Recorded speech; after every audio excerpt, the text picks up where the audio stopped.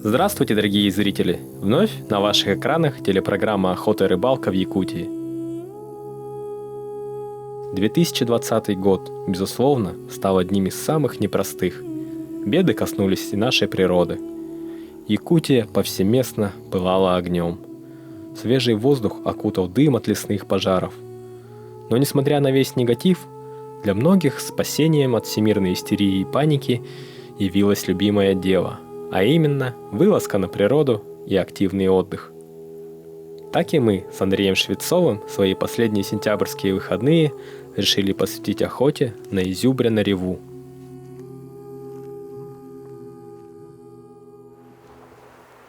Совсем свежий. Правда маленький, да? То ли самка может. Стояли солнечные теплые деньки, и первые часы похода сразу дали понять, что с выбором места охоты мы не ошиблись. Множество следов благородного оленя говорили о том, что дед Баянай однозначно что-то нам готовит.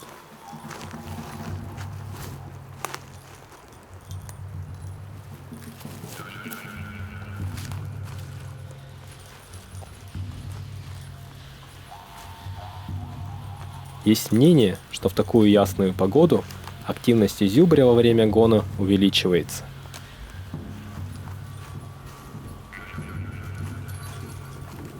Было очень много старых следов, которые говорили о наличии зверя в этих местах.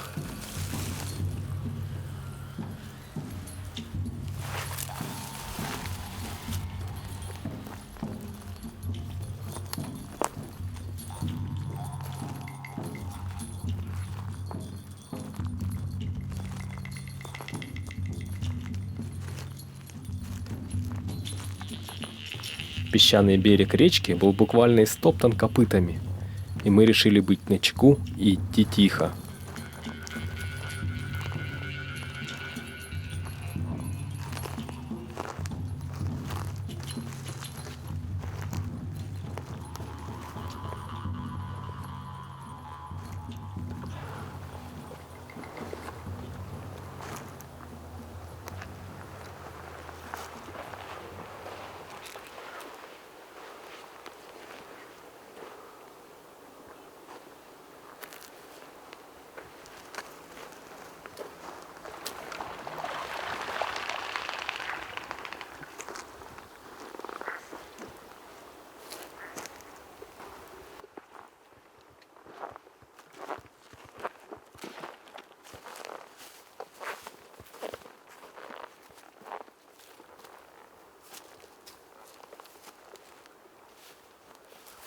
Вот смотри, какой он старый. Видишь, когда волна? Вообще доисторический. Вон туда посмотри, там поновее. На тальниках были повреждения, оставленные зверем. Были следы старые и следы посвежее. Это может говорить, что берег является излюбленным местом копытных на протяжении многих лет.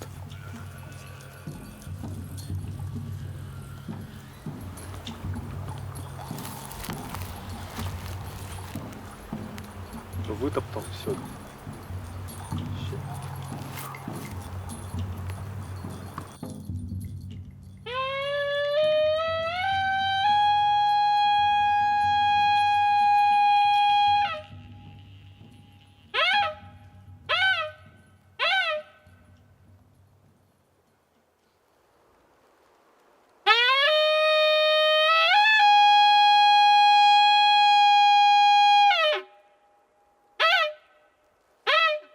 Это пластиковая самодельная вобила и ценные советы мне предоставил спец по изюбрю, опытный охотник Иннокентий Лукин.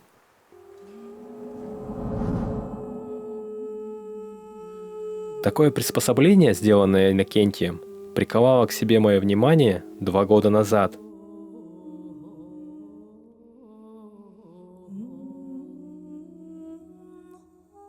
Тогда мы подманили молодого быка вобилом именно такого типа.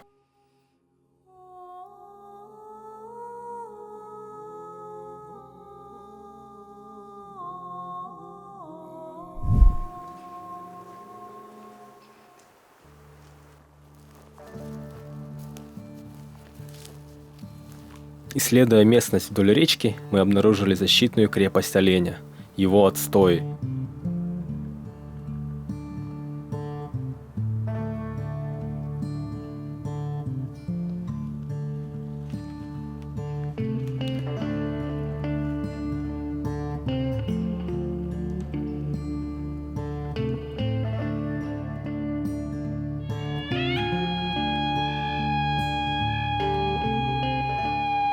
На таких отстоях добывают изюбря с собаками. О таком методе охоты мы рассказывали не раз, поэтому вдаваться в подробности не буду. Но надо сказать, суть в том, что изюбрь постоянно проверяет свое защитное, можно сказать, святое место. И поэтому есть вероятность, что его можно встретить неподалеку.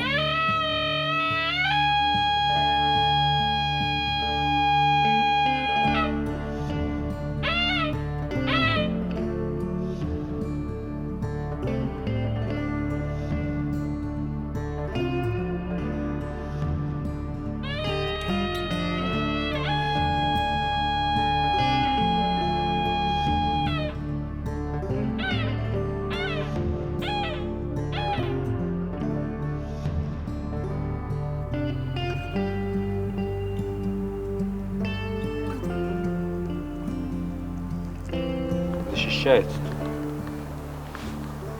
от волков. Там встанет, никто его не достанет уже. Отсюда-то любого вниз кинет.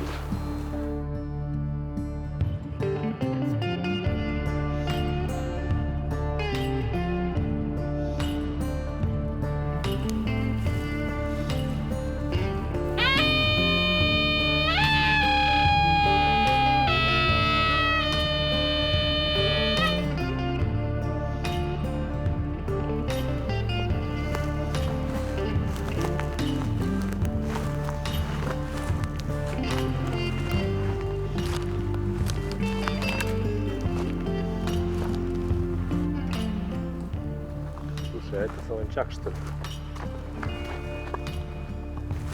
Вот же соль лежит. Солонец. Солонец. Смотри, сколько соли.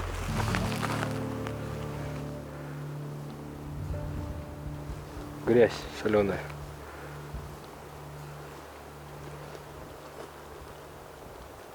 Природный, да?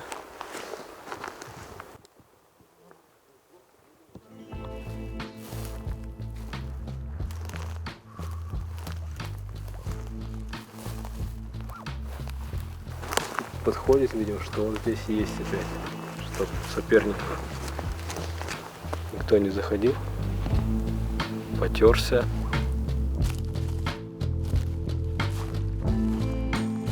А здесь он когда-то, видимо, бился с каким-то соперником.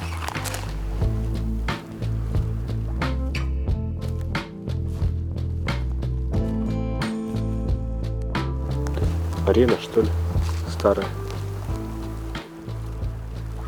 Бились, вытоплен. Ну, сейчас доросла, старая.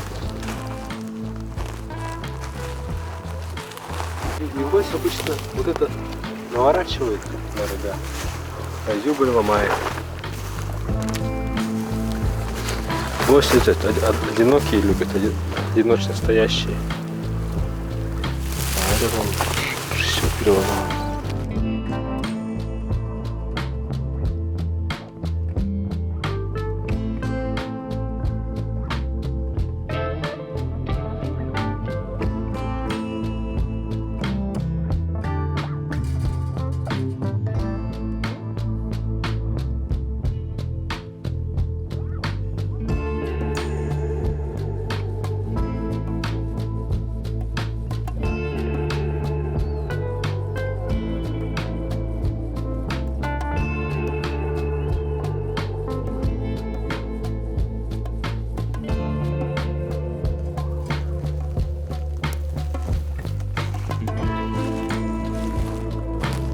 Надо полагать, что действительно рога у быка чешутся безумно сильно.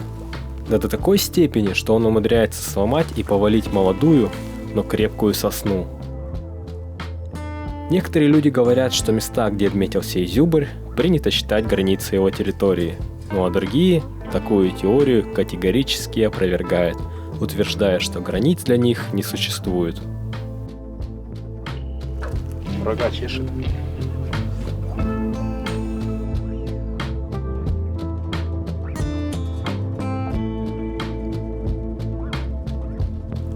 А где он сам-то?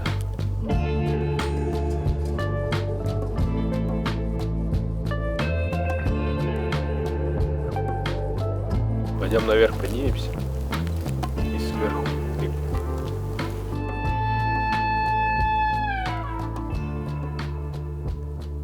Время на охоте скоротечно. Мы и не заметили, что уже начало смеркаться.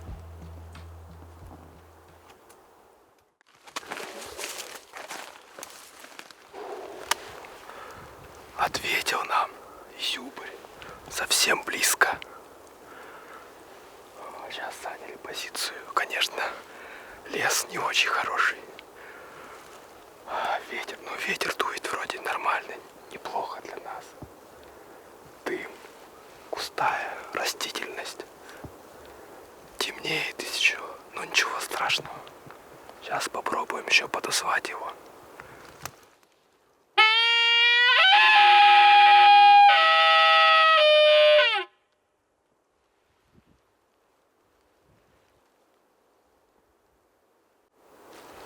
Надо ждать, он может молча подойти совсем.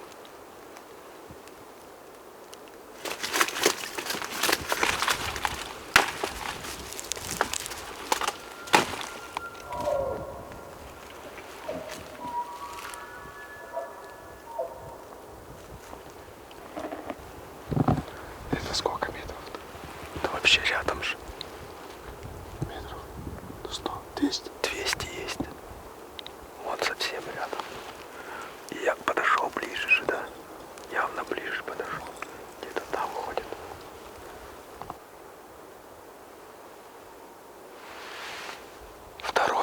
Второй там откликается. Блин, как бы они не ушли. Второй зюбрь начал кричать.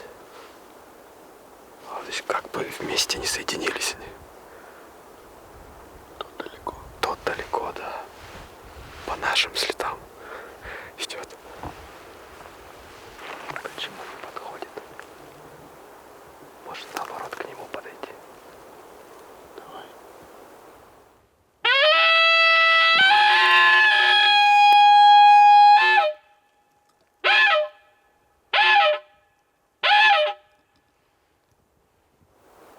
Ветер же от него. Да.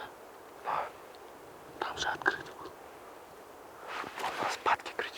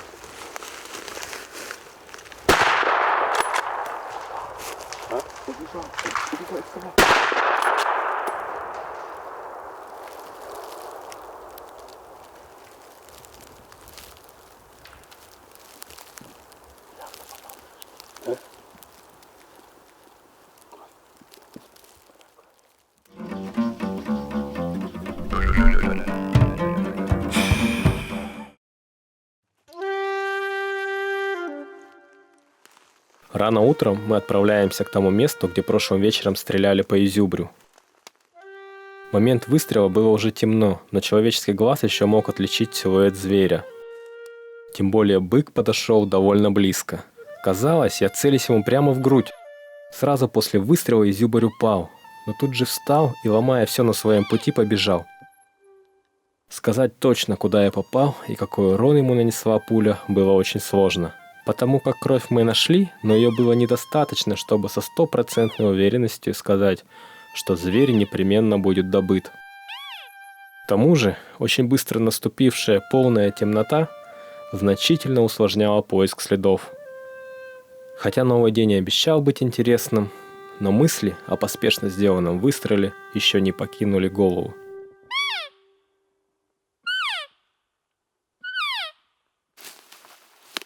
Дойдя до места выстрела, мы пошли по следам крови. Оставлял их изюбрь по-разному. Вначале было совсем мало следов, постепенно их становилось больше. Раненый зверь часто менял свое направление, путал следы, а иногда кровь и вовсе останавливалась, и нам приходилось делать проверочные круги радиусом около 30 метров, чтобы найти хоть каплю. И в эти моменты я собирал всю свою волю в кулак, вспоминая о главных качествах охотника – упорстве и терпению, и не давая сомнениям одолеть себя и бросить всю эту затею на полпути. А вот он прыгает. О, тут упал. По следам копыт мы поняли, что зверь хромает на правую переднюю ногу.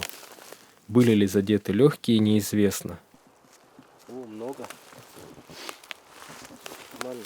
Ну, не то, что много. Он тут ночевал, что ли?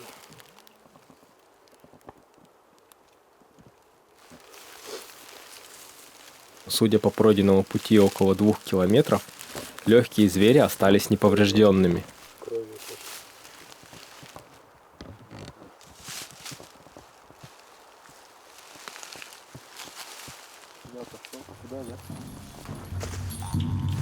И вдруг изюбрь выскочил в 50 метрах от меня.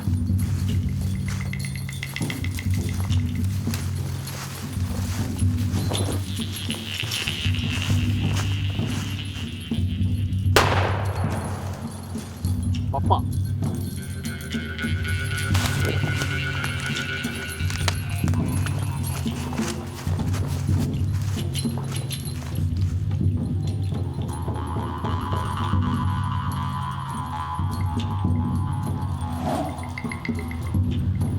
Есть, Федорович, есть!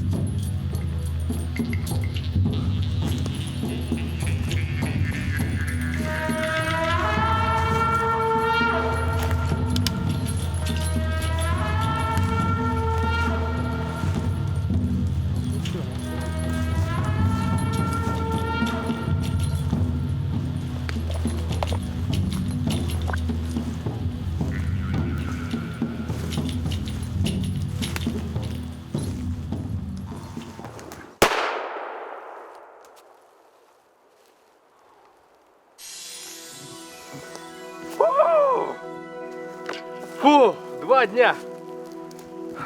2 дня гонялись. Ну вот эта машина вообще. Вот это да.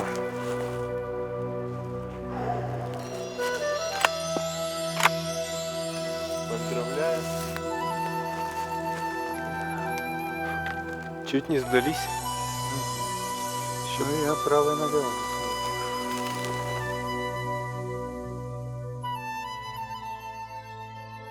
Ну, сейчас тоже попал. Сейчас вообще поэтому не по месту. Помягче туда. Не, это дядя. Рогатый, посмотри, толщина.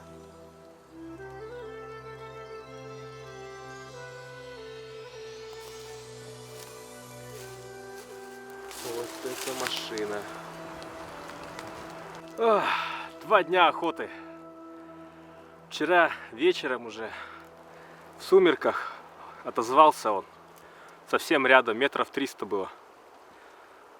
Звали, не подходит. Начало уже темнеть, смеркаться совсем. Решили выдвинуться сами навстречу. Пошли навстречу и попробовали манить не самцом, как обычно, а самкой. На что зверь моментально отреагировал. Как начал там орать во всю глотку. И долго ждать не заставил, там минут 5-6 услышали его, навстречу к нам шел. Но он, видимо, почувствовал, потому что расстояние было совсем небольшое, метров 50-60 до него. А смеркалось, и густой подлесок очень. Очень был густой подлесок, мы только так силуэт видим, четко не видим его. Пока он выходил, там чувствовал, видимо, запах схватил. И так на открытое совсем не вышел, так по подлеску и подошел. Ну, подошел близко. Практически была темнота. Ну, решили стрелять, выстрелили. Пошли по следам, нашли кровь. Ну, пока искали, по следам шли его, совсем стемнело. Мы вернулись обратно на базу. И сегодня с утра уже рано утром вышли, нашли место, пошли по следам. Ну, шли, конечно, долго. Кровь то терялась, то появлялась. Потом нашли лёжку. В лёжке было много крови. Это вот нам уверенности немного придало, и мы уже пошли. И вот потом, ну сколько, километра 1,5-2 шли. И вот уже, когда совсем кровь исчезла, начали, ну, кругами искать ее, кружим. И вдруг он сам как подскочил и побежал. Ну все, мы за ним. Экземпляр просто шикарный. Огромный он. Сейчас нам еще как бы для телезрителей охота-то завершилась, а для нас только начинается. Нам идти до базы километров 5, наверное. 6 может. Мясо мы все распределили, от костей отделили, чтобы лишний вес с собой не таскать. Сейчас чай попьем и начнем перетаскивать в сторону базы. Хорошо было бы, конечно, если бы это 3 рюкзака наши поместилось. Но поместиться-то может поместиться. Только вот сможем ли мы поднять. В отличие от лося, мясо изюбря очень плотное и тяжелое. И вроде он такой поменьше, чем лось, компактный, но тем не менее он намного тяжелее. Если они одинакового размера, то изюбрь всегда тяжелее бывает. Так что, наверное, кто-то сделает одну ходку, начнет готовить там ужин, а мы, наверное, 2 ходки сделаем. Ну, в принципе, поближе подошел, меньше 5 километров. Наверное, километра 4-4,5. Поэтому можно сделать, успеть 2 ходки.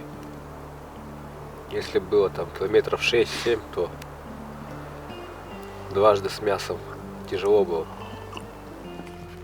Вот. Морально готовимся к походу. Но, как говорится, своя ноша не тянет.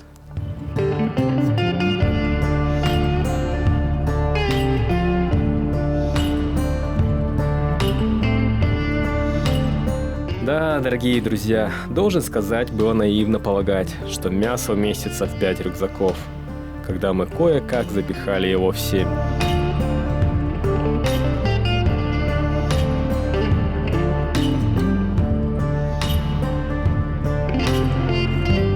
Таким вот трудовым образом был добыт наш трофейный якутский изюбрь.